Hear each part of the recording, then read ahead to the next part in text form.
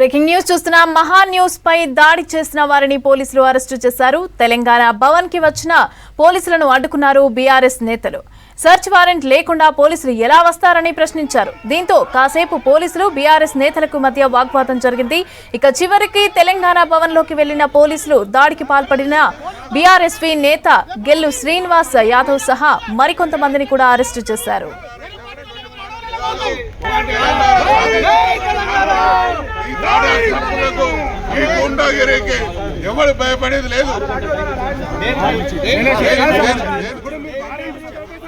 Phone tapping కేసులో కేటీఆర్ పై తప్పుడు కథనాలు వేశారని ఆరోపిస్తూ ఇవాళ జూబ్లీహిల్స్ లోని మహా న్యూస్ కార్యాలయం పైన దాడికి పాల్పడ్డారు.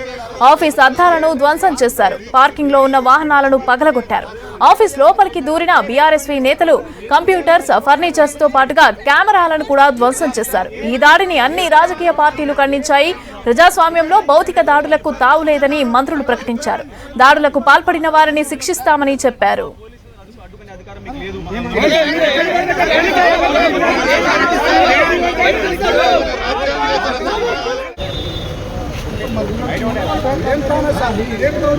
మరి వెళ్ళిపోమంటారా పోయి అడవులకు? ప్రతిపక్ష పార్టీలందరూ అడవులకు వెళ్ళిపోమంటారా? రేవంత్ రెడ్డి మీరు పోలీసులు మీరే నడిపించుకోర్రి. వెళ్ళిపోతాం, మరి మేము అడవులకు వెళ్ళిపోతాం పోయి. మహా న్యూస్ పై దాడి చేసిన వారిని పోలీసులు అరెస్టు చేశారు. ఇక తెలంగాణ భవన్ కి వచ్చిన పోలీసులను అడ్డుకున్నారు బీఆర్ఎస్ నేతలు.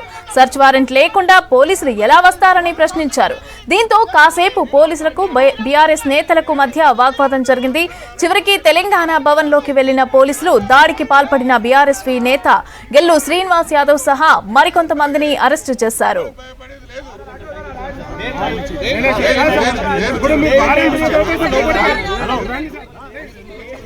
ఫోన్ ట్యాపింగ్ కేసులో కేటీఆర్ పై తప్పుడు కథనాలు వేశారని ఆరోపిస్తూ ఇవాళ జూబ్లీహిల్స్ లోని మహా న్యూస్ కార్యాలయం పైన దాడికి పాల్పడ్డారు. ఆఫీస్ అద్దాలను ధ్వంసం చేశారు. పార్కింగ్ లో ఉన్న వాహనాలను పగలగొట్టారు.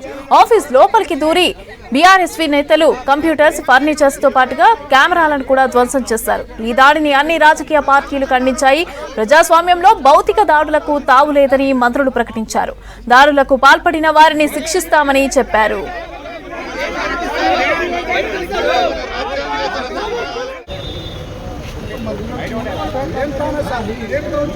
మరి వెళ్ళిపోమంటారా పోయి అడవులకు? ప్రతిపక్ష పార్టీలందరూ అడవులకు వెళ్ళిపోమంటారా? రేవంత్ రెడ్డి మీరు పోలీసులు మీరే నడిపించుకోర్రి. వెళ్ళిపోతాం, మరి మేము అడవులకు వెళ్ళిపోతాం పోయి. ప్రతిపక్ష పార్టీల ముందు అడవులకు పోతాం, మేము అడవులకు పోతాం.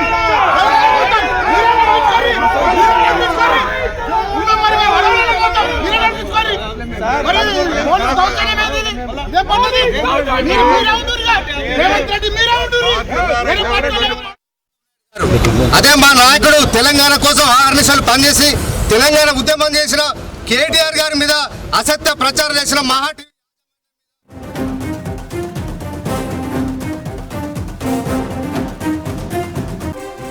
బ్రేకింగ్ న్యూస్ చూస్తున్నాం. పరిశ్రమల శాఖపై జూబ్లీహిల్స్ నివాసంలో సమీక్ష నిర్వహించారు ముఖ్యమంత్రి రేవంత్ రెడ్డి. ఫ్యూచర్ సిటీలో భూసేకరణ త్వరగా పూర్తి చేయాలని సీఎం ఆదేశించారు. డేటా సెంటర్ల ఏర్పాటుపైన ప్రత్యేక శ్రద్ధ పెట్టాలని ఆదేశించారు. డేటా సెంటర్ల కోసం కావాల్సిన స్థలం సిద్ధం చేయాలని చెప్పారు. పెట్టుబడుల కోసం రాష్ట్రానికి వచ్చే పారిశ్రామికవేత్తలు ఎవరూ వెనక్కి వెళ్లొద్దని చెప్పారు. నిమ్స్ లోని మిగిలి ఉన్న భూసేకరణను కూడా తక్షణమే పూర్తి చేయాలని ఆదేశించారు. రైతులతో మాట్లాడి భూములు ఇవ్వడానికి ఒప్పించాలని చెప్పారు. ఫ్యూచర్ సిటీలో ఇంటిగ్రేటెడ్ స్పోర్ట్స్ కాంప్లెక్స్ ఏర్పాటు చేయాలని అన్నారు. స్పోర్ట్స్ కాంప్లెక్స్ లో క్రికెట్, ఫుట్బాల్, గోల్ఫ్ వంటి క్రీడలు ఉండేలాగా ప్లాన్ చేయాలని అన్నారు ముఖ్యమంత్రి. ఇక మెగా ప్రాజెక్టు పైన మంత్రివర్గ ఉపసంఘం ప్రతి 15 రోజులకు ఒకసారి కూడా సమావేశం కావాలని అన్నారు.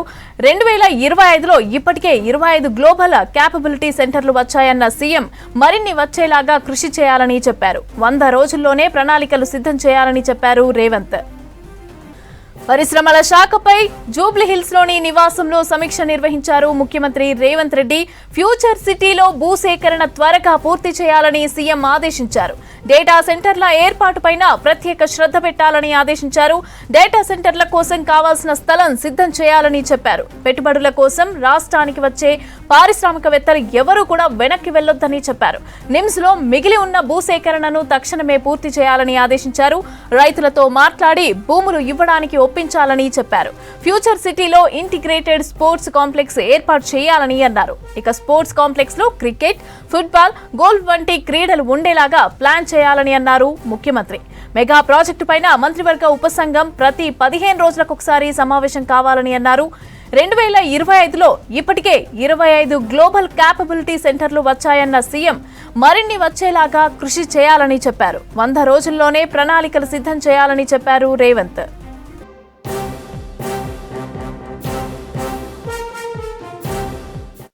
గచ్చిబౌలిలో శిల్పా లేఅవుట్ ఫేజ్ 2 ఫ్లైఓవర్ ను ప్రారంభించారు CM Revanth Reddy. IT corridor లో ఉద్యోగులు సమయానికి చేరుకోవచ్చునని అన్నారు మంత్రులు. 182 కోట్లతో ఈ ఫ్లైఓవర్ ను నిర్మించారు. 1.2 కిలోమీటర్ల పొడవు, 24 మీటర్ల వెడల్పుతో 6 లేన్లతో ఈ బై డైరెక్షన్ ఫ్లైఓవర్ ను నిర్మించారు. ఈ ఫ్లైఓవర్ కు దివంగత నేత పి జనార్దన్ రెడ్డి పేరు పెట్టింది రాష్ట్ర ప్రభుత్వం. ఈ కార్యక్రమంలో మంత్రులు, ఎమ్మెల్యేలు, జీహెచ్ఎంసీ మేయర్ తో పాటు ఉద్యోగులు పాల్గొన్నారు.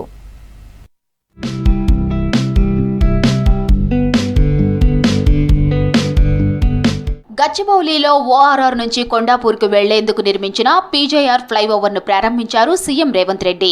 ఈ బై డైరెక్షన్ ఫ్లైఓవర్ తో అత్యంత రద్దీగా ఉండే ఐటీ కారిడార్లో ట్రాఫిక్ కష్టాలు తీరనున్నాయి. 182.75 కోట్ల రూపాయలతో ఫ్లైఓవర్ ను నిర్మించింది రాష్ట్ర ప్రభుత్వం. 1.2 కిలోమీటర్ల పొడవు, 24 మీటర్ల వెడల్పుతో 6 లైన్లతో ఫ్లైఓవర్ ను నిర్మించారు. శిల్పా లేఅవుట్ ఫేజ్ 2 కు పీజేఆర్ ఫ్లైఓవర్ పేరు పెట్టింది రేవంత్ సర్కార్. హైదరాబాద్ ప్రపంచంతో పోటీ పడేలా చేస్తున్నామన్నారు సీఎం రేవంత్ రెడ్డి. సిటీలో 25 ఏళ్లుగా పీజేఆర్ శకం నడిచిందని చెప్పారు. ఫ్లైఓవర్ కు పీజేఆర్ పేరు పెట్టడం సంతోషంగా ఉందన్నారు రేవంత్. భావితరాలు జీవించేలా సిటీని అభివృద్ధి చేస్తున్నామన్నారు. కబ్జాలపై హైడ్రాతో ఉక్కుపాదం మోపామన్నారు. ఎవరిని అడ్డంకులు సృష్టించినా హైదరాబాద్ డెవలప్మెంట్ ఆగదన్నారు సీఎం రేవంత్ రెడ్డి. ఈ రోజు ఢిల్లీ నగరంలో నివసించలేని పరిస్థితి వచ్చింది. రాజకీయాల ముసుగులో ప్రభుత్వం చేసే కార్యక్రమాలను అడ్డుకునే వాళ్లను క్షమించుకుంటూ పోదామా? మీరు ఒక్కసారి ఆలోచన చేయండి. 5 సంవత్సరాల కోసం ప్రజలు ఎన్నుకున్న ప్రభుత్వాన్ని పని చేయనీయకుండా ప్రతిరోజు కోర్టులో లిటిగేషన్ వేసి పనులు చేస్తున్న వాళ్ళ మీద బురద జల్లి ఈరోజు నగర అభివృద్ధిని అడ్డుకోవాలనే ప్రయత్నం చేస్తున్నారు.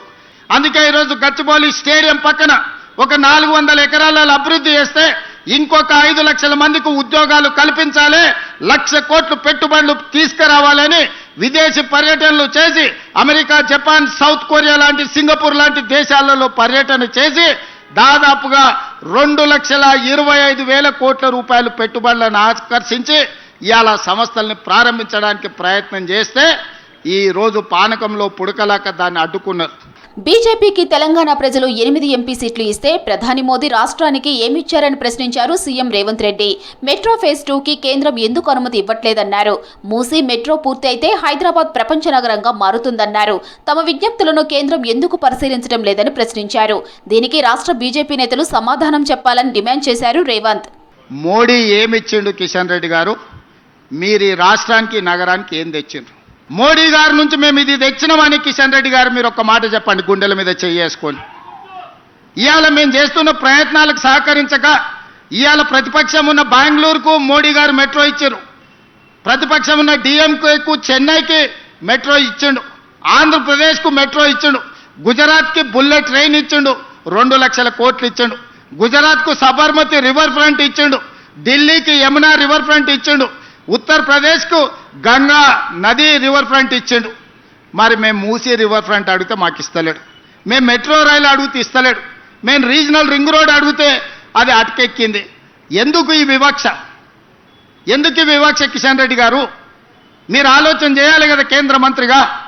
మేము చెప్పినాం కదా, మీ ఎంబడి వస్తాం, మీరు మమ్మల్ని తీసుకెళ్ళండి, భేషజాలు లేవు, నగర అభివృద్ధి చేసుకుందాం, తెలంగాణ ప్రాంతాన్ని అభివృద్ధి చేసుకుందాం. పీజేఆర్ ఫ్లైఓవర్ తో 15 నిమిషాల సమయం ఆదా అవుతుందన్నారు మంత్రి శ్రీధర్ బాబు. సిటీలో రద్దీని సరళీకృతం చేయడానికి రోడ్లు, underground tunnels, overbridges నిర్మిస్తున్నామని తెలిపారు. కృష్ణా, గోదావరి, మంజీరా నుంచి నగరానికి నీళ్లు ఇవ్వడానికి ప్రత్యేక ట్యాంకులు నిర్మించామన్నారు. మెట్రో రైలుకు సంబంధించిన 2వ దశ తెలంగాణ మన దేశంలోనే ఉంది. మాకు కూడా వేరే ఇతర నగరాలకు ఇస్తా ఉన్నట్టు మాకు కూడా 2వ దశ, 3వ దశ మెట్రో రైల్ని తప్పకుండా నిధులు ఇవ్వాలని కేంద్రంపై ఒత్తిడి తీసుకొచ్చే కార్యాచరణ తీసుకుంటామని మీ అందరికీ కూడా మనవి చేస్తూ హైదరాబాద్కు 2800 ఎలక్ట్రిక్ బస్సులను తీసుకొస్తున్నామని తెలిపారు మంత్రి పొన్నం ప్రభాకర్. సిటీ ప్రజలు కాలుష్యానికి గురికాకుండా చర్యలు తీసుకుంటున్నామన్నారు. పబ్లిక్ ట్రాన్స్పోర్ట్ ప్రజలు ఉపయోగించుకోవాలని సూచించారు. నగరంలో 142 వాటర్ లాగింగ్ పాయింట్స్ గుర్తించామన్నారు. కొన్ని స్ట్రక్చర్స్ ను నిర్మించామని, త్వరలోనే మిగిలినవి కూడా పూర్తి చేసి వర్షాలకు ప్రజలు ఇబ్బందులు పడకుండా చేస్తామని తెలిపారు మంత్రి పొన్నం ప్రభాకర్. ఢిల్లీ ఏ విధంగా అయితే పొల్యూషన్ బారిన పడ్డదో అటువంటి పరిస్థితి హైదరాబాద్ లో రాకుండా పబ్లిక్ ట్రాన్స్పోర్ట్ సిస్టమ్ ను ఎంకరేజ్ చేయాలని ఎలక్ట్రిక్ బస్సులను ఆధారం చేసుకొని త్వరలోనే 2800 బస్సుల్ని హైదరాబాద్ తీసుకొచ్చేటువంటి అంశం కానీ పొల్యూషన్ రహితమైనటువంటి హైదరాబాద్ ఉండాలనే ఆలోచనతోటి పీజేఆర్ ఫ్లైఓవర్ ప్రారంభించడంతో సంతోషం వ్యక్తం చేశారు ప్రజలు. ఈ కార్యక్రమంలో సీఎం, మంత్రులు, ఎమ్మెల్యేలు, జీహెచ్ఎంసీ మేయర్తో పాటు అధికారులు పాల్గొన్నారు.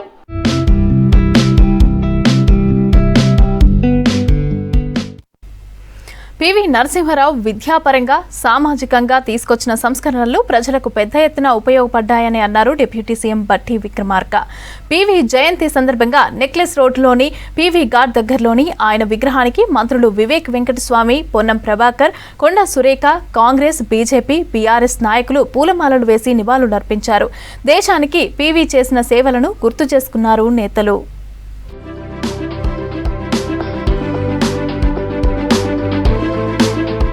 దేశ అభివృద్ధిలో మాజీ ప్రధాని పివి పాత్ర చిరస్మరణీయమన్నారు సీఎం రేవంత్ రెడ్డి.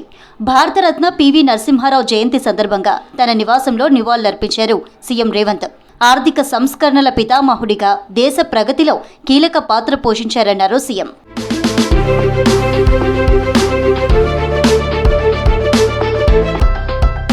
పివి నరసింహారావు తెలంగాణలో పుట్టడం మన అదృష్టమన్నారు డిప్యూటీ సీఎం మల్లు భట్టి విక్రమార్క. భూ సంస్కరణలు అమలు చేసిన గొప్ప పరిపాలనా దక్షుడన్నారు. ప్రత్యేక రాష్ట్రం ఏర్పడిన తర్వాత ఎంతో మంది భూ సమస్యలు ఎదుర్కొన్నారని, పివి స్ఫూర్తితో భూభారతి తీసుకొచ్చామన్నారు భట్టి. పివి నరసింహారావు గారికి రాష్ట్ర ప్రభుత్వ తరఫు నుంచి ఘనమైనటువంటి నివాళులు అర్పించడం జరిగింది. శ్రీ పివి నరసింహారావు గారు మన రాష్ట్రంలో పుట్టడం మనందరి అదృష్టం. భారతదేశంలో అనేక రకాలైనటువంటి సంస్కరణలకి ఆద్యులు శ్రీ పివి నరసింహారావు గారు. రాష్ట్రంలో వారు మంత్రులుగా పనిచేసినప్పుడు కానీ, లేకపోతే ఈ ఆనాటి ఉమ్మడి రాష్ట్ర ముఖ్యమంత్రిగా పనిచేసినప్పుడు కానీ, వారు విద్యాపరంగా కానీ సామాజిక పరంగా కానీ తీసుకొచ్చినటువంటి అనేక సంస్కరణలు ఈ సమాజానికి పెద్ద ఎత్తున ఉపయోగపడ్డాయని చెప్పడానికి ఎటువంటి సందేహం లేదు. భూ సంస్కరణలకు సంబంధించి ఆనాటి ప్రధాని శ్రీమతి ఇందిరాగాంధీ గారు తీసుకొచ్చినటువంటి ఆ సంస్కరణల్ని ఆనాడు ఈ రాష్ట్ర ముఖ్యమంత్రిగా పెద్ద ఎత్తున భూ సంస్కరణల్ని అమలు చేసి సమసమాజ స్థాపన కోసం పునాదులు వేసినటువంటి గొప్ప పరిపాలనా దక్షుడు శ్రీ పివి నరసింహారావు గారు. పివి నరసింహారావు అనేక సంస్కరణలు తీసుకొచ్చారన్నారు మంత్రి పొన్నం ప్రభాకర్. పివి జయంతి సందర్భంగా నెక్లెస్ రోడ్లోని పివి ఘాట్ దగ్గర నివాళులర్పించారు మంత్రి. హన్మకొండ జిల్లా వంగరలో పివి మెమోరియల్ ఘాట్ ఏర్పాటు చేసి వచ్చే పివి జయంతి వరకు అందుబాటులోకి తీసుకొస్తామన్నారు మంత్రి పొన్నం. వంగర గ్రామంలో వారి మెమోరియల్గా కొంత నిర్మాణాలు చేపట్టాలనే ప్రయత్నం జరిగింది. అది పూర్తి కాలేదు. ఇప్పుడు ఆ పనులన్నీ పూర్తి చేసే దిశల కార్యక్రమం కొనసాగిస్తాను. వచ్చే జయంతి లోపల దాన్ని పూర్తిగా అన్ని హంగులతోటి ప్రజల ముందు తీసుకొచ్చి ఒక మెమోరియల్ ఘాట్తో పాటుగా నాలెడ్జ్ సెంటర్గా అక్కడ ఉండే ప్రాంతంలో అందరికీ కూడా ఈ ప్రాంత బిడ్డ ఏ విధంగా ఎదిగినాడనేటువంటి ఒక ప్రదర్శనతో పాటుగా అంతా ఇన్ఫర్మేటివ్ ఉండే విధంగా ఏర్పాటు చేస్తా ఉన్నాం. ఈ సందర్భంగా మరొకసారి మా అందరికీ ఆదర్శం. వారిని అనేక సందర్భాల్లో వ్యక్తిగతంగా కలిసేటువంటి అవకాశం వచ్చింది. ప్రధానిగా పివి నరసింహారావు అందించిన సేవలు స్ఫూర్తివంతమైనవన్నారు మంత్రి వివేక్ వెంకటస్వామి. పివి నరసింహారావు జయంతి సందర్భంగా హైదరాబాద్ నెక్లెస్ రోడ్లోని పివి ఘాట్ దగ్గర విగ్రహానికి నివాళులర్పించారు. విప్లవాత్మక ఆర్థిక సంస్కరణలతో దేశ పరిస్థితిని మార్చిన మహానీయుడని అన్నారు మంత్రి వివేక్.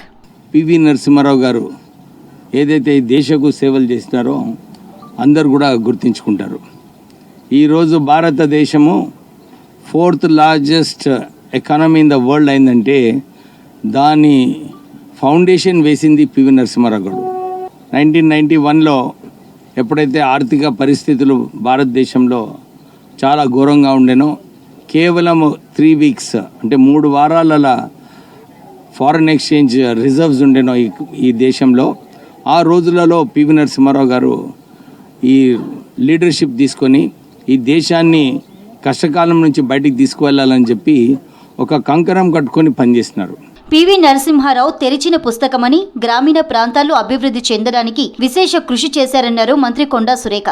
పివి ఉమ్మడి ఆంధ్రప్రదేశ్ ముఖ్యమంత్రిగా, ప్రధానిగా ఆయన చేసిన సేవలు మరువలేమన్నారు. పివి సేవలు అందరికీ ఆదర్శమని, ఆచరణీయమన్నారు మంత్రి సురేఖ. మరి భూమి ఆకాశము ఉన్నంత కాలము కూడా పివి నరసింహారావు గారు మరి ఆంధ్రప్రదేశ్ ముఖ్యమంత్రిగా కానీ ప్రధానమంత్రిగా కానీ చేసిన సేవలను ఎవరు కూడా మర్చిపోలేరు. మరి అప్పుడు నిస్వార్థంగా మరి అభివృద్ధి లక్ష్యంగా నిరుపేదల మరి జీవితాలను ఒక గాడిన పడివేయడమే లక్ష్యంగా మరి ప్రధానమంత్రులు పనిచేశారు. రాజీవ్ గాంధీ లాంటి ప్రధానమంత్రులు పనిచేశారు కాబట్టే ఈరోజు మరి రూరల్ ఏరియాలలో డెవలప్ అయింది అని చెప్పుకోవడానికి మేము గర్వపడతా ఉన్నాము. మాజీ ప్రధాని పివి చాణక్య నీతితో దేశాన్ని పాలించారన్నారు ఎంపీ మల్లు రవి. హైదరాబాద్ నెక్లెస్ రోడ్లోని పివి ఘాట్ దగ్గర నివాళులర్పించారు. పివితో కలిసి పనిచేసే అవకాశం తనకు కలిగిందన్నారు. చరిత్రలో నిలిచిపోయే విధంగా పాలన అందించిన గొప్ప వ్యక్తి పివి అన్నారు మల్లు రవి. ఇవాళ భారతదేశ స్వతంత్ర చరిత్రలో పివి నరసింహారావు గారి కంటే ముందు, పివి నరసింహారావు గారి తర్వాత అని మనం భారత చరిత్రను చదువుకునే ఒక గొప్ప కార్యక్రమాల్ని పివి నరసింహారావు గారు చేశారు. భారత చరిత్ర నిలిచిపోయేటట్టు విధంగా పరిపాలన చేసినటువంటి గొప్ప నాయకుడు పివి నరసింహారావు గారు. మాజీ ప్రధాని పివి నరసింహారావు ఆశయాలకు అనుగుణంగా నేటి యువతరం నడుచుకోవాలన్నారు బీజేపీ ఎంపీ లక్ష్మణ్. నెక్లెస్ రోడ్లోని పివి ఘాట్ దగ్గర నివాళులర్పించారు. ఎన్నో ఆర్థిక సంస్కరణలతో దేశాన్ని క్లిష్ట పరిస్థితుల నుంచి బయటకు తీసుకొచ్చారన్నారు ఎంపీ లక్ష్మణ్.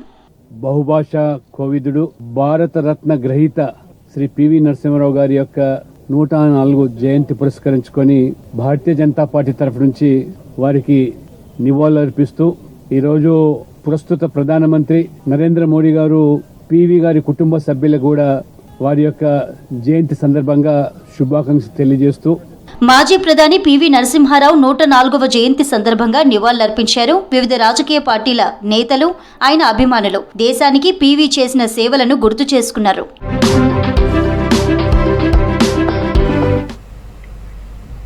జూలై 1 నుంచి నగరంలో మాన్సూన్ ఎమర్జెన్సీ టీంలు విధుల్లోకి చేరతాయని అన్నారు హైడ్రా కమిషనర్ రంగనాథ్. టెండర్ల ప్రక్రియను పూర్తి చేసి సర్కిళ్ల వారీగా విధులను అప్పగించారు. ఇక విధి నిర్వహణలో ఎక్కడా ఎలాంటి అలసత్వం ప్రదర్శించవద్దని టీమ్స్ కి సూచించారు రంగనాథ్. వర్షాకాలంలో ప్రజలకు ఇబ్బందులు కలగకుండా చూడాల్సిన బాధ్యత మాన్సూన్ టీందే అని అన్నారు రంగనాథ్. నాలాలను, కల్వర్ట్లను పరిశీలించి వరద నీటి ప్రవాహం సాఫీగా సాగేలాగా చూసుకోవాలని అన్నారు. చెట్లు పడిపోతే వెంటనే తొలగించాలని మాన్సూన్ టీమ్స్ ను ఆదేశించారు హైడ్రా కమిషనర్ రంగనాథ్.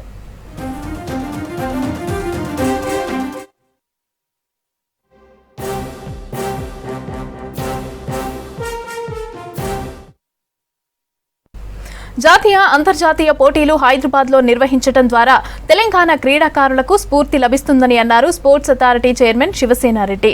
సరూర్ నగర్ ఇండోర్ స్టేడియంలో ఎలైట్ బాక్సింగ్ నేషనల్ ఓపెన్ టోర్నమెంట్ను ప్రారంభించారు. ఇక స్పోర్ట్స్ పాలసీతో దేశానికి ఆదర్శంగా నిలబడ్డామని అన్నారు. మరిన్ని టోర్నమెంట్లకు హైదరాబాద్ ఆతిథ్యం ఇస్తుందని తెలిపారు శివసేనారెడ్డి. ఈ కార్యక్రమంలో మాజీ ఎంపీ మధు యాష్కి గౌడ్ తో పాటుగా పలువురు క్రీడాకారులు పాల్గొన్నారు.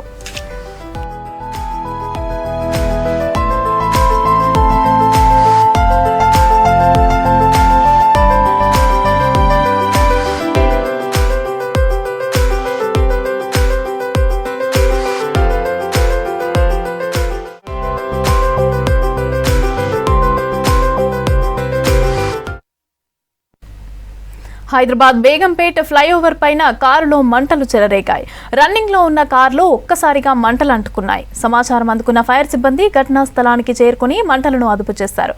ఎవరికి ఎలాంటి ప్రమాదం జరగకపోయేసరికి అంతా ఊపిరి పీల్చుకున్నారు. కారులో ప్రయాణిస్తున్న వ్యక్తులు కారును అక్కడే వదిలేసి వెళ్లినట్టుగా సమాచారం.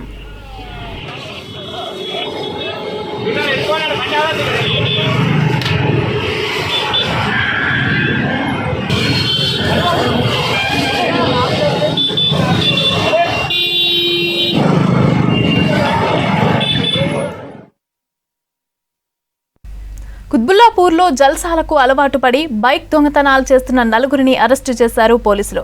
నిందితుల నుంచి 11 ద్విచక్ర వాహనాలను స్వాధీనం చేసుకున్నారు. దుండిగల, సనత్ నగర్, మాదాపూర్లలో బైక్ దొంగతనాలు చేసినట్లు గుర్తించామన్నారు మేడ్చల్ ఏసీపీ శంకర్ రెడ్డి. నిందితులపై కేసు నమోదు చేసి రిమాండ్కు తరలించారు పోలీసులు. ఈరోజు ఉదయం మా దుండిగల్ డిప్యూటీ ఇన్స్పెక్టర్ సతీష్ కుమార్కి ఒక ఇన్ఫర్మేషన్ వచ్చింది. దుండిగల్ చౌరస్తాలో బైక్ దొంగ దొరుకుతున్న సమాచారం ప్రకారం తన యొక్క టీం తోటి చుట్టుపక్కల ప్రాంతం మొత్తంలో సెర్చ్ చేయగా దాంట్లో చాలా మంది అనుమానస్తులు పట్టుకోవడం జరిగింది. అందులో విజయ్ కుమార్ అనే ఒక వ్యక్తి దగ్గర ఉన్నటువంటి బండి అది దాని గురించి వివరాలు అడిగేసరికి ఆయన దొంగతనం చేసిన బండి విజయ్ కుమార్ చెప్పడం జరిగింది. అతను తీసుకొని పోలీస్ స్టేషన్ తీసుకొచ్చేసి అతన్ని తర్వాత ఇంటరాగేషన్ చేయగా తనతో పాటు వాళ్ళ ఫ్రెండ్ ఇంకొక రాజు అని ఉన్నాడు. వాళ్ళిద్దరు కలిసి ప్లస్ ఇంకొక ఇద్దరు వాళ్ళిద్దరితో పాటు ఇంకొక సాయి కుమార్ ఇంకొక రవి నలుగురు కలిసి కూడా సుమారు మొత్తం దుండిగల్, సూరారం, సనత్ నగర్, మాదాపూర్ 4 ప్రాంతాలకు సుమారు మొత్తం 11 బండ్లు దొంగతనం చేయడం జరిగింది. ఆ 11 బండ్లు కూడా మార్నింగ్ నుంచి పడదాకా మా టీం అంతా కూడా కష్టపడి 11 బండ్లు రికవర్ చేసినారు. విజయ్ కుమార్ ఇంటి దగ్గర అన్నారం ఆయన ఇంటి దగ్గర నుంచి 3 బండ్లు రికవర్ చేసినారు. సూరారం పోలీస్ స్టేషన్ పరిధిలోని బ్యాంక్ ఎస్బీఐ బ్యాంక్ దగ్గర నుంచి 3 బండ్లు రికవర్ చేస్తారు. మిగతా ప్రాంతాల నుంచి కూడా మిగతా 5 బండ్లు రికవర్ చేసి 11 బండ్లు రికవర్ చేసి చేయడం జరిగింది. అందులో 4 కూడా అరెస్ట్ చేసి వాళ్ళని కోర్టుకు ఈరోజు కోర్టులో ప్రొడ్యూస్. మాజీ ప్రధాని పివి నరసింహారావు ఆర్థిక సంస్కరణల పితామహుడని అన్నారు మంత్రి వివేక్ వెంకటస్వామి. 1000 ఎకరాలను పివి పంచారని, గ్రామాల్లో విద్యా వ్యవస్థ ఏర్పాటు చేశారని కొనియాడారు. పివి నరసింహారావు 104వ జయంతి సందర్భంగా హైదరాబాద్ కింగ్ కోటి భారతీయ విద్యాభవన్లో రక్తదాతలను సన్మానించారు. ఈ కార్యక్రమాన్ని పివి నరసింహారావు చారిటబుల్ ట్రస్ట్ నిర్వహించింది. రక్తదాతలను అభినందించారు మంత్రి వివేక్.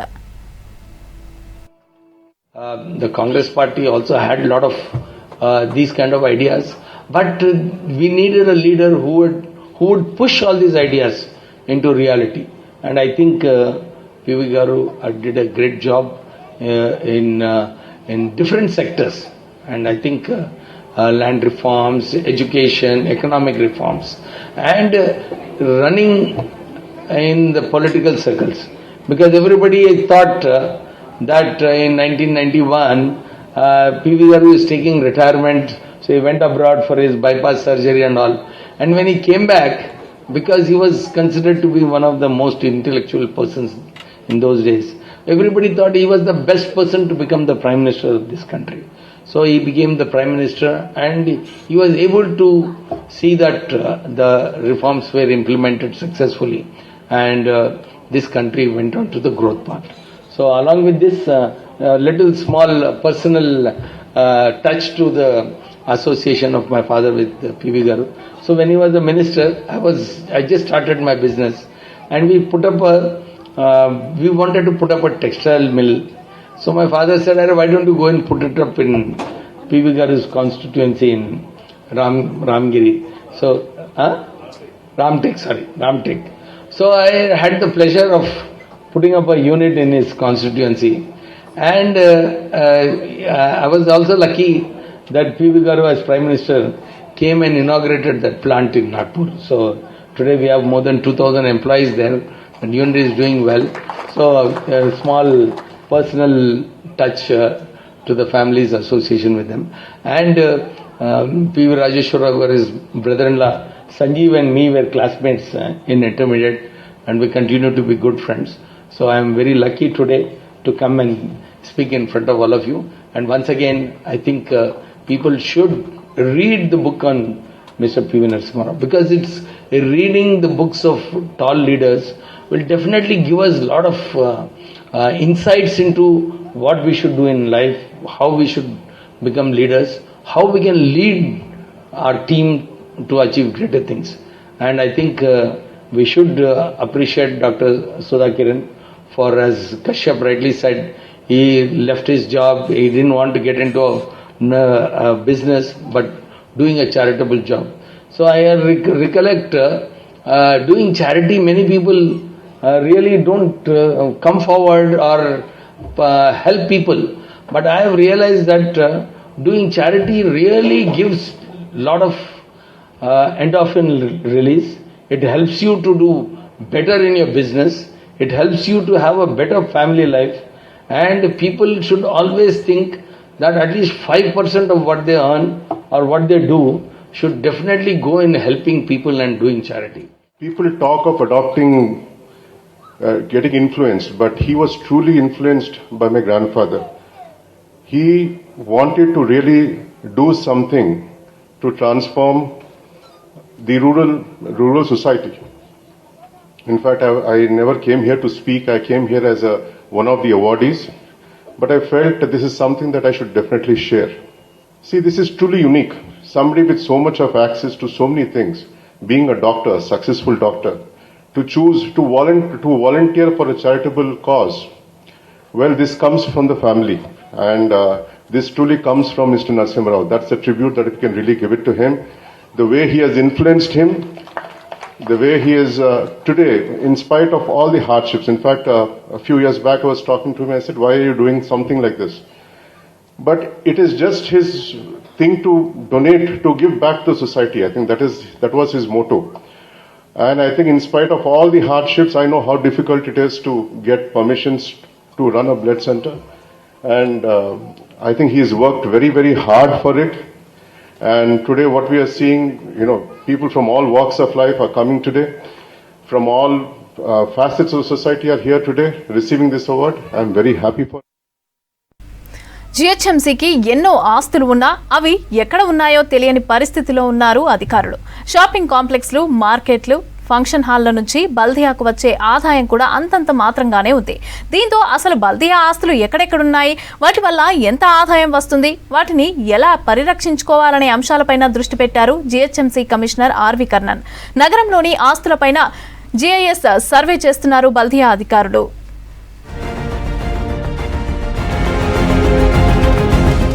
జీహెచ్ఎంసీకి నగరంలో ఎన్నో ఆస్తులు ఉన్నాయి. వాటిలో కమ్యూనిటీ హాళ్లు, షాపింగ్ కాంప్లెక్స్లు, మార్కెట్లు, చెరువులు, పార్కులు, స్పోర్ట్స్ స్టేడియాలు, ఆట స్థలాలు, ఫంక్షన్ హాళ్లు, పబ్లిక్ టాయిలెట్స్ ఉన్నాయి. అయినా తమకున్న ఆస్తులేమిటో, అవి ఎక్కడెక్కడ ఏ పరిస్థితుల్లో ఉన్నాయో, ఎక్కడ కబ్జా అవుతున్నాయో కూడా జీహెచ్ఎంసీ అధికారులకు తెలియని పరిస్థితి ఉందనే వాదన వినిపిస్తోంది.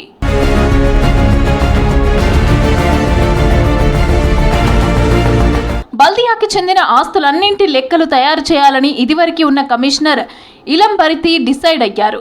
అడ్వాన్స్డ్ టెక్నాలజీ ద్వారా ఆస్తులను గుర్తించే పని చేపట్టింది బల్దియా. ఆదాయం పెంచుకునేందుకు ప్రజల ఆస్తుల సర్వే చేపట్టిన జీహెచ్ఎంసీ తమ ఆస్తుల్ని కూడా తెలుసుకునే పనిలో పడ్డది. డ్రోన్ బేస్డ్ జీఐఎస్ సర్వే చేసి జియో మ్యాపింగ్ కూడా చేశారు.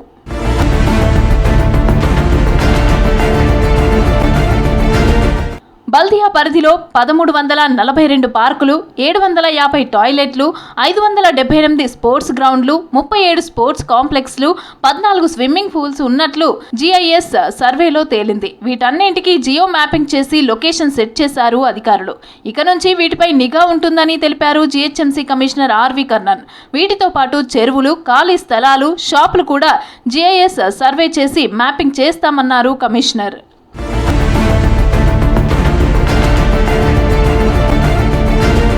బల్దియా పరిధిలోని కమ్యూనిటీ హాళ్ల సర్వే చేపట్టలేదు అధికారులు. చాలా వరకు కమ్యూనిటీ సెంటర్లు స్థానిక లీడర్లు, కార్పొరేటర్ల చేతుల్లో ఉన్నాయి. కమ్యూనిటీ హాళ్ల విషయంలో జీహెచ్ఎంసీ నిర్ణయం తీసుకోవాల్సిన అవసరం ఉంది. కొన్ని షాపులు టెండర్ ప్రకారం డేట్ అయిపోయినా కొందరు లీడర్ల ఇన్ఫ్లుయెన్స్తో కొనసాగించడంతో బల్దియాకు రావాల్సిన ఆదాయానికి గండి పడుతోందని అంటున్నారు అధికారులు.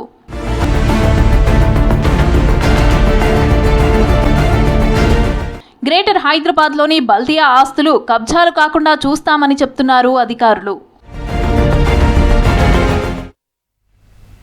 గ్రేటర్ హైదరాబాద్ను బెగ్గర్ ఫ్రీ సిటీగా మార్చేందుకు జీహెచ్ఎంసీ మరోసారి ప్రత్యేక డ్రైవ్ చేపట్టింది. రోడ్లపై ఎక్కడ చూసినా బెగ్గర్స్ దర్శనమిస్తున్నారు. ప్రధానంగా ట్రాఫిక్ కూడళ్లు, దేవాలయాల బయట ప్రజలను ఇబ్బంది పెడుతున్నారు. దీంతో జీహెచ్ఎంసీ కమిషనర్ ఆర్వి కర్ణన్ ఆదేశాలతో బెగ్గర్స్ను గుర్తించి వారి కుటుంబ సభ్యులకు అప్పచెప్పారు. మరికొంతమందికి కౌన్సిలింగ్ చేసి షెల్టర్ హోమ్స్కి తరలించారు అధికారులు.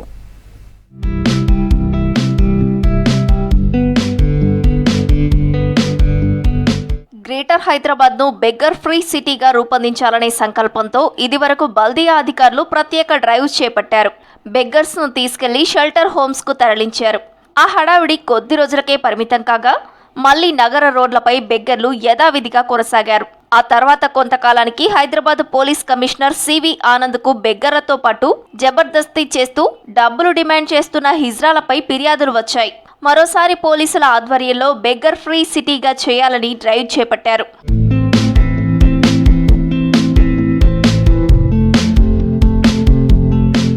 చాలా కాలంగా అధికారులు దృష్టి పెట్టకపోవడంతో నగరంలో మళ్లీ విజృంభించారు బెగ్గర్స్. కొందరు వృద్ధులు తమను పోషించే దిక్కులేక రోడ్లపై భిక్షాటన చేస్తుంటే మరికొందరు పని చేయడం చేతకాక అడుక్కోవటానికి బానిసలయ్యారు.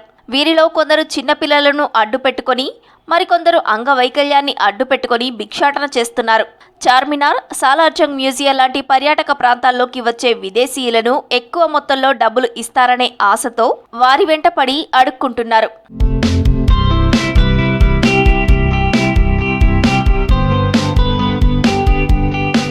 ప్రపంచ నగరాలతో పోటీ పడే దిశగా రాష్ట్ర ప్రభుత్వం హైదరాబాద్ను తీర్చిదిద్దే ప్రయత్నం చేస్తుంటే బెగ్గర్లతో ప్రతిష్ట దిగజారుతోందంటున్నారు ప్రజలు. దీంతో బెగ్గర్స్ ఫ్రీ సిటీగా చేయాలని చర్యలు చేపట్టారు జీహెచ్ఎంసీ కమిషనర్ ఆర్వి కర్ణన్.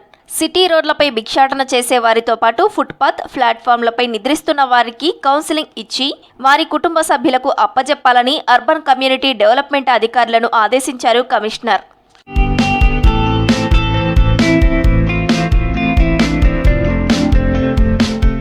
భిక్షాటన చేస్తున్న వారి కుటుంబ సభ్యులకు అప్పగిస్తున్నారు అధికారులు. వివరాలు చెప్పని వారిని షెల్టర్ హోమ్స్ కు తరలిస్తున్నారు. అక్కడ ఉండటానికి అవసరమైన ఏర్పాట్లు, వైద్య సేవలను అందిస్తున్నారు. నాంపల్లి, సెక్రటేరియట్, బేగం బజార్ ప్రాంతాలలో 200 మంది బెగ్గర్లను అదుపులోకి తీసుకుని వారి కుటుంబ సభ్యులకు అప్పగించారు. మరో 20 మందిని షెల్టర్ హోమ్స్ కు తరలించారు అధికారులు. సిటీలో మొత్తం 11 షెల్టర్ హోమ్స్ ఉండగా అందులో 200 మంది ఉన్నారు. మరో 100 మందికి సరిపోయే సౌకర్యాలు ఏర్పాటు చేశామన్నారు అధికారులు.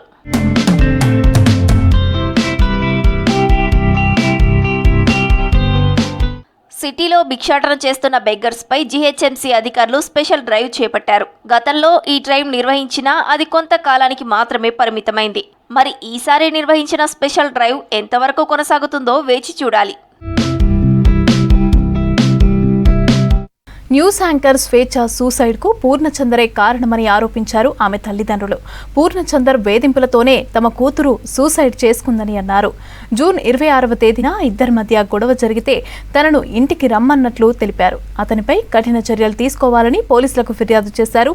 స్వేచ్ఛ మృతదేహానికి గాంధీ హాస్పిటల్లో పోస్ట్ మార్టం చేశారు. ఆమె కళ్లను దానం చేశారు పేరెంట్స్. తర్వాత స్వేచ్ఛ డెడ్ బాడీని రామ్నగర్ పార్సిగుట్టలోని స్వేచ్ఛ నివాసానికి తరలించారు. కేసు నమోదు చేసుకున్న చిక్కడపల్లి పోలీసులు పరారీలో ఉన్న పూర్ణచంద్ర కోసం గాలిస్తున్నారు. మా కూతురుకు క్రాంతి కిరణ్తో విడాకులైన తర్వాత మా అమ్మాయి పనిచేసేది. అక్కడ పూర్ణచంద్ర అనే వాడు ఉంటాడు. అతను మా అమ్మాయి ఎంబడ 3 సంవత్సరాల నుండి మా ఎంబడ పడ్డాడంట. నేను నిన్ను పెళ్లి చేసుకుంటానని 3 సంవత్సరాలు వెంబడబడి 3 సంవత్సరాలకు ఆమెను కన్విన్స్ చేసిండంట. చేసి అప్పటి నుండి రిలేషన్లో ఉన్నాడు. ఇప్పుడు 4 సంవత్సరాల నుండి వాళ్ళు సపరేట్గా రూమ్ తీసుకొని ఉంటున్నారు. ఇక ఎప్పుడూ గొడవలు పడుతూనే ఉన్నారు. ఇక ఇట్లా గొడవలు పడి మొన్న 26 నాడు మా కూతురు, నాన్న నీకు నేను ఆయనతో ఉండలేను, నువ్వు వచ్చేసి రూమ్కు మాట్లాడటానికి అని చెప్పింది. నువ్వు వచ్చి పూర్ణచంద్రతో మాట్లాడమని అంటే నేను సింగిల్గా మాట్లాడినామా, నువ్వు ఉండు, మీ ఇద్దరితో కలిసి నేను మాట్లాడతా అని చెప్పి ఇంటికి వచ్చేసి కూతురుతో ముందు మాట్లాడితే నాన్న ఇక నేను ఉండను, కరెక్ట్గా నిర్ణయం చేసేసుకున్నా, మళ్ళీ నువ్వు ఆయనతో మాట్లాడేటప్పుడు మళ్ళీ నువ్వు అడ్జస్ట్ చేయడానికి నువ్వు ప్రయత్నం చేయొద్దు నాన్న అని అన్నది. సరే నీ ఇష్ట ప్రకారంగా నా అమ్మ అని చెప్పిన, మరి వాడు ఏమైనా చేస్తాడేమో బిడ్డను అని చెప్పేసి మాకు ఆందోళన కలిగింది. దాంతో ఏంటంటే ఎప్పుడు కంటికి రెప్పలాగా చూసుకుంటూనే ఉన్నాం ఆ బిడ్డతోని. అయితే బిడ్డని ఏంటంటే మరి మేము వాళ్ళ వాళ్ళ అమ్మనాన్నతో వాళ్ళు మాట్లాడతామంటే లేదు నాన్న నేనే మెయింటైన్ చేసుకుంటా, మీరు మాట్లాడుతారంటే నేను ఆత్మహత్య చేసుకుంటానన్నది. బిడ్డని ఆత్మహత్య చేసుకోవడం మాకు చూడలేము, నువ్వు ఎట్లన్నా ఉంటే నువ్వు బతికుంటే చాలు, నిన్ను వెనకకెళ్ళి మేము చూసుకుంటుంటాం బిడ్డని. మేము వాళ్ళు ఎవరిని కూడా టచ్ చేయలేదు, వాళ్ళ జోలికే వెళ్ళలేదు. అదంతా ఇది 4 సంవత్సరాల నుండి సపరేట్ రూమ్ తీసుకొని ఉన్నారు. ఇక మొన్న 26 నాడు ఇట్లా మాట్లాడుకున్న తర్వాత ఇక నేను మాట్లాడేసేసి వెళ్ళిపోయిన తర్వాత మాతో మాట్లాడి ఆమె డ్యూటీకి వెళ్ళింది. పాప నాకు మళ్ళీ ఫోన్ చేసింది. తాతయ్య అమ్మ డోర్ తీస్తలేదు అని చెప్పింది. చెప్పగానే ఏంటంటే నువ్వు వెనుకకు రా తాతయ్య అనగానే వెనుకకు వచ్చినా నేను వచ్చేవరకు 8:30 అయింది. అప్పటికే అంటే ఇక నేను వచ్చే వరకే కింద ఉండే వాచ్మెన్ వాళ్ళు పైకి వచ్చిండ్రు. పైకి వచ్చిన తర్వాత వాళ్ళు దొబ్బితే ట్రై చేయలేదు. కాకుండా ఉంటే ఇద్దరు యువకులు ఉంటే అట్లనే రెంట్కుంటే వాళ్ళు పిలిస్తే వాళ్ళు వచ్చి డోర్ను బలంగా గుద్దితే లోపల బోల్ట్ ఇరిగిపోయి డోర్ తెరుచుకునేది. డోర్ తెరుచుకునే వాళ్ళు బయటకు వెళ్ళి ఆమె లోపల డోర్ పెట్టుకోలేదు. బయటకు వెళ్ళి చూడగానే శవం వేలాడుతున్నది అని వాళ్ళు భయానికి బయటనే ఉన్నారు. అప్పటికే నేను 8:30కి నేను కరెక్ట్గా వచ్చినా నేను పోగానే చూసే వరకు శవం. సంచలనం రేపిన ఫోన్ ట్యాపింగ్ కేసులో దర్యాప్తులో దూకుడు పెంచారు సిట్ అధికారులు. మాజీ ఎస్ఐబి చీఫ్ ప్రభాకర్ రావు, ప్రణీత్ రావు ఎన్ టీమ్ ట్యాపింగ్ కి పాల్పడిన డేటా సేకరించారు సిట్ అధికారులు. ఇక నిందితులతో పాటు బాధితుల స్టేట్మెంట్స్ ని కూడా రికార్డ్ చేస్తున్నారు అధికారులు. ఈ ఫోన్ ట్యాపింగ్ ఎన్ని రకాలుంటాయి, ఎలాంటి టెక్నాలజీ ఉపయోగిస్తారు, ఫోరెన్సిక్ రిపోర్ట్ ఈ కేసులో ఎలాంటి రిజల్ట్ ఇవ్వనుంది, ఇలాంటి ప్రశ్నలకు సైబర్ నిపుణుడు ఏమంటున్నారో తెలుసుకోవాలంటే లెట్స్ వాచ్.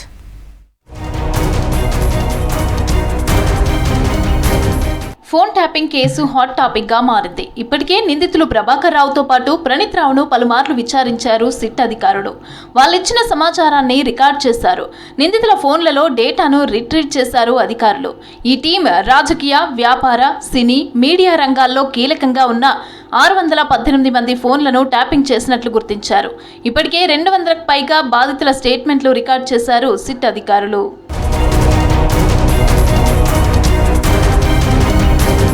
ఫోన్ ట్యాపింగ్ 2 రకాలుగా ఉంటుందంటున్నారు సైబర్ నిపుణుడు. చట్టపరంగా రూల్స్ ఫాలో అవుతూ చేసేది ఒకటైతే ఇల్లీగల్గా టెక్నాలజీ ఉపయోగించి ట్యాపింగ్ చేయవచ్చునని అన్నారు. నిందితులు, బాధితుల వాంగ్మూలంతో పాటు సాంకేతిక ఆధారాలు సేకరించి దర్యాప్తు చేస్తున్నారు సిట్ అధికారులు. లాఫుల్ ఫోన్ ట్యాపింగ్ అని ఒకటి ఉంటుంది, అన్లాఫుల్ ఫోన్ ట్యాపింగ్ అని ఒకటి ఉంటుంది. లాఫుల్ ఫోన్ ట్యాపింగ్ అనేది ఒక లీగల్ ప్రొసీజర్ ద్వారా ఏదైతే మినిస్ట్రీ ద్వారా ట్రై లేదా మినిస్ట్రీ ఆఫ్ టెలికాం ద్వారా ఏదైతే ఈ టెలికాం సర్వీస్ ప్రొవైడర్స్ ఉంటారో, మన ఎయిర్టెల్, జియో, మరి ఇప్పుడు విఐ, ఇంకా బిఎస్ఎన్ఎల్, ఇప్పుడు 4 ఉన్నాయి, ఎక్కువగా ఏం లేవు కూడా. సో వీళ్ళ దగ్గర నుంచి మన జిఎస్ఎం బేస్డ్ మీరు కొన్ని వెబ్ సిరీస్లో చూసుంటే కూడా ప్యారలల్ ప్రాసెసింగ్ అని, లేదంటే దీనిలో మళ్ళీ 2 టైప్స్, లైవ్గా మనం వినొచ్చు లేదా రికార్డెడ్ ఆల్రెడీ చేసి ఉంది అది కూడా మనం వినడానికి ఆ సర్వీసెస్ కూడా ఉంటాయి. అన్లాఫుల్ అనేది ఎలా అంటే వేరే కొన్ని ఈ పెగాసస్ అని మనం మీరు వినుంటారు, ఈ యాప్ వచ్చింది ఒకటి. సో దాంట్లో అన్లాఫుల్ ఇంటర్సెప్షన్ చేసారు. ఒక ఏదైనా యాప్ లేదా ఏదొక బగ్, మాల్వేర్, ఏదైనా వైరస్ లాంటిది ఏదైనా పెట్టి మీ సిస్టంలో లేదా ఫోన్లో లేదా ఎక్కడైనా చుట్టుపక్కలలో పెట్టి అక్కడ నుంచి రికార్డింగ్ చేయడం అనేది అది అన్లాఫుల్ ఇంటర్సెప్షన్. దాంతో డిటెక్ట్ చేయడం కూడా అది చాలాసార్లు ఇబ్బంది అయిపోతుంది. ఎందుకంటే మన డివైస్లు ఉంటే యాంటీవైరస్ లేదా ఒక ఫారెన్సిక్స్తో దాన్ని డిటెక్ట్ చేసుకోవచ్చు. కానీ వేరే డివైజెస్లో లేదా చుట్టుపక్కల ఎక్కడైనా ఈ స్పై కెమెరాస్ లాగా ఇట్లాంటి పెట్టి కూడా చాలామంది చేస్తుంటారు. సో అట్లాంటి కేసులలో ఇవి తెలియడం కష్టం. ఇప్పటి వరకు సిట్ అధికారులు సేకరించిన డేటా, రికార్డింగ్లు బాధితులవేనా కాదా అనేది ఫోరెన్సిక్ రిపోర్ట్లో తెలుస్తుందని అంటున్నారు cyber experts. Live phone calls వినడం, కాల్స్ రికార్డ్ చేసే అవకాశం కూడా ఉంటుందంటున్నారు. ఈ కేసులో నిందితుల కాల్స్ లైవ్గా వినడంతో పాటు కాల్స్ రికార్డ్ చేసినట్లు గుర్తించారు సిట్ అధికారులు. ఫోరెన్సిక్స్లో ఎలాంటి డేటా ఇప్పుడు ఇంటర్సెప్షన్ అనేది చేశారు, ఇప్పుడు దానికి రికార్డింగ్స్ ఉన్నాయి, దానికి టేప్స్ ఉంటాయి. సో దాన్ని ఒక ఆడియో మ్యాచింగ్, ఎందుకంటే ఇప్పుడు నేను మాట్లాడింది ఆ పర్సనా కాదా, వేరే పర్సన్ ఎవరైనా మాట్లాడారా లేదు, అవన్నిటి తెలుసుకోవడానికి ఫారెన్సిక్ ఎవిడెన్సెస్ పెడుతున్నారు. కానీ ఇంకా చాలామంది ఏంటంటే మన ఫోన్లో మీరు చూస్తున్నారు, మీ ఫోన్లో జరుగుతుందో లేదో మీరు తెలుసుకోవాలి. అట్లాంటివి ఏమైనా ఉంటే లాఫుల్తో అయితే మీరు తెలుసుకోలేరు, ఎందుకంటే అది మినిస్ట్రీ లెవెల్లో జరుగుతుంది, మనకు తెలియదు. ఆ లీజ్ లైన్స్ ఏవైతే ఉంటాయో వాటిని మన వైర్స్లో ఇప్పుడు మనం చూస్తున్న కనెక్షన్స్ అంతా మనం వైర్లెస్ అనుకుంటాం, కానీ ఒక టవర్ తర్వాత వెళ్ళినంత లైన్స్ అంతా వైర్ వైర్స్ ఉంటాయి. సో ఎక్కడైతే ఈ ఎంట్రీ పాయింట్స్ ఉంటాయో ఆ సెంటర్స్ దగ్గర వీళ్ళు ఇంటర్సెప్షన్ డివైజెస్ ఉంటాయి, ఏవైతే ట్యాపింగ్ డివైజెస్ ఉంటాయో అక్కడ నుంచి మన కనెక్షన్ ఇస్తారు. సో అలా ఈ పోలీస్ డిపార్ట్మెంట్ అనేది ట్యాపింగ్ చేస్తుంటుంది. సో అది మనకు తెలియడం కష్టం, దట్ ఈస్ ఇంపార్టబుల్. మీరు మినిస్ట్రీ దగ్గర నుంచి ఏదైనా ఎవరైనా ఇన్ఫర్మేషన్ మీకు ఇస్తే తప్ప మీకు తెలియడం చాలా కష్టం. లేదు ఎవరైనా ఫోన్ నుంచి పెగాసస్ లాంటి ఏమైనా యాప్ ఏమైనా చేస్తున్నారంటే మీరు మీ ఫోన్లో ఇప్పుడు రీసెంట్గా ఆండ్రాయిడ్ వర్షన్లో ప్రైవసీ సెట్టింగ్స్ అని కొన్ని ఆప్షన్స్ వచ్చాయి. సో దాంట్లో ఏ యాప్ ఎంత డేటా వాడుతుంది అవన్నీ మీరు ట్రాక్ చేయడానికి ఈజీ ఉంటుంది. సో అలా మీరు సెట్టింగ్స్కి వెళ్ళి ఏ యాప్ ఎంత డేటా వాడుతుంది, నార్మల్గా మీరు ఇన్స్టాల్ చేసిన యాపా, తెలియని యాప్ ఎక్కువగా డేటా వాడుతుంది అట్లా ఏమైనా ఉంటే మీరు దాంతో డిటెక్ట్ చేసుకొని చేసేయచ్చు. ఫోన్ ట్యాపింగ్ పై ఎఫ్ఎస్ఎల్ రిపోర్ట్ కీలకంగా వ్యవహరిస్తుందని అంటున్నారు సైబర్ నిపుణుడు. హైదరాబాద్ జలవిహార్లో అంతర్జాతీయ యాంటీ డ్రగ్స్ డే ర్యాలీ నిర్వహించారు. ఇక డ్రగ్స్ నివారణపైన అవగాహన కల్పించే షార్ట్ ఫిల్మ్ ను పోస్టర్లను విడుదల చేశారు మంత్రులు పొన్నం ప్రభాకర్, అడ్లూరి లక్ష్మణ్ కుమార్. డ్రగ్స్ అమ్మేవారు, కొనేవారిని సమాజం నుంచి బహిష్కరించాలని అన్నారు మంత్రి పొన్నం ప్రభాకర్. ఈ వేడుకకు ముఖ్య అతిథిగా cine hero Nikhil, Hyderabad CP CV Anand, Cyberabad CP Sudheer Babu, TG NAB ఉన్నతాధికారులు హాజరయ్యారు. ఈ కార్యక్రమానికి భారీ సంఖ్యలో విద్యార్థులు హాజరై డ్రగ్స్ కు వ్యతిరేకంగా నినాదాలు చేస్తూ ర్యాలీలో పాల్గొన్నారు.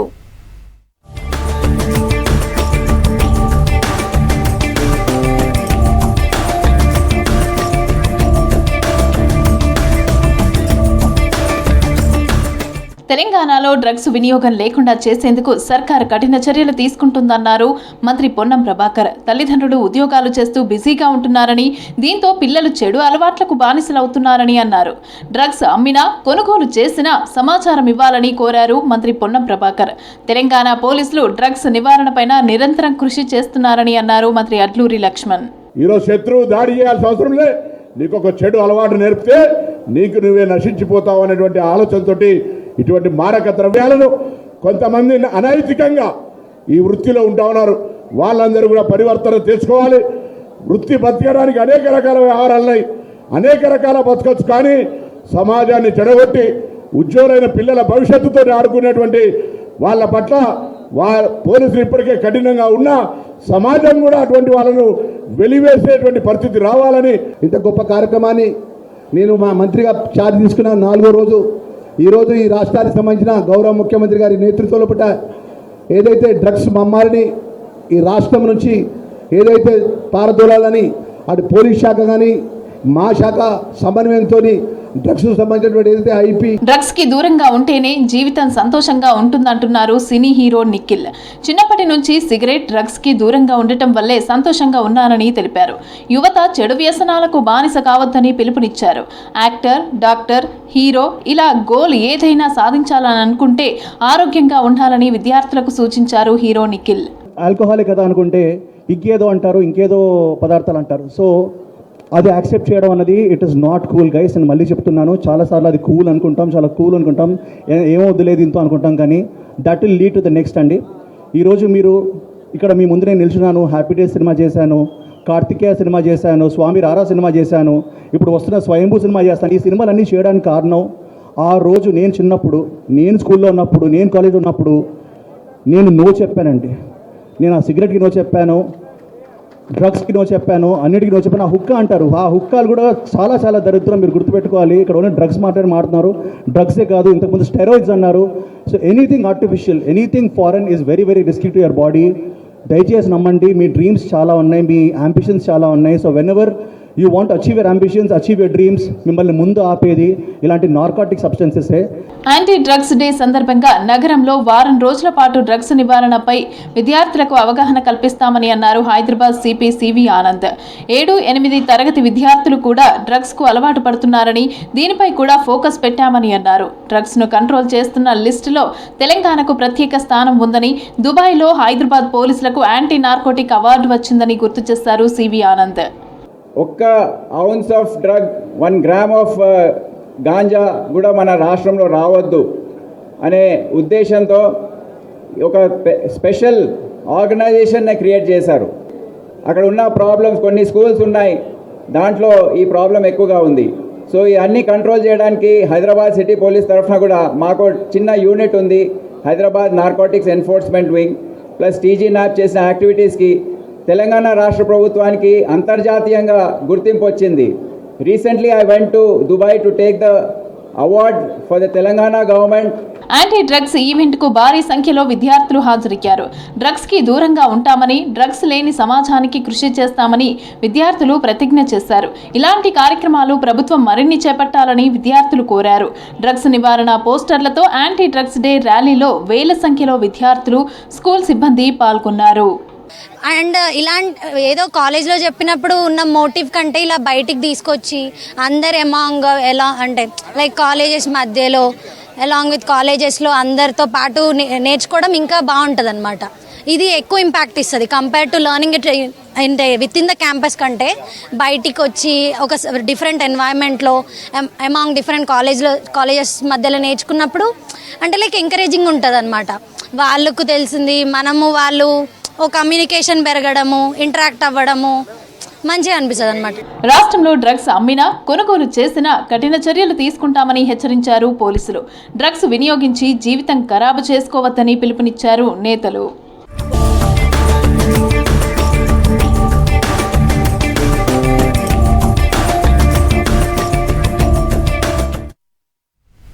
బీసీలకు రిజర్వేషన్లు భిక్షం కాదని రాజ్యాంగం కల్పించిన హక్కు అని అన్నారు ఎంపీ ఆర్ కృష్ణయ్య.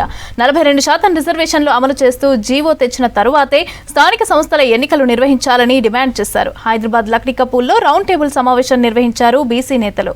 ఈ సమావేశంలో బీసీ కుల సంఘాల నేతలు పాల్గొని రిజర్వేషన్లపైన చర్చించారు. ఇప్పుడు కొట్లాడకపోతే ఈ రిజర్వేషన్ రాదు, ఇది ఈ పునాది అన్నింటికి పునాది అవుతుందని చెప్పి మీ అందరికీ గుర్తు చేస్తున్నా. ఎన్ని త్యాగాలకైనా మనం సిద్ధం ఉండాలి.